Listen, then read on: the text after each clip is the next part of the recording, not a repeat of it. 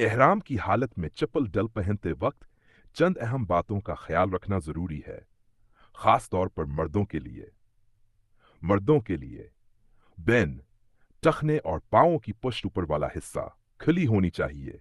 ऐसी चप्पल पहननी चाहिए जिससे पांवों की ऊपर वाली हड्डी उर्फ आम में चमच या पुष्ट ढकी ना हो। टखने भी नंगे होने चाहिए। डी, बेंद जूते या वो सैंडल जिनमें पांव की ऊपर की सतह ढकी हो, जायज नहीं।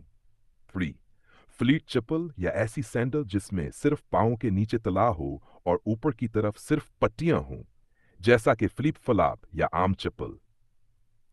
औरतों के लिए औरतों के लिए ऐसी कोई पाबंदी नहीं है, वो बंद जूते या चप्पल भी पहन सकती हैं।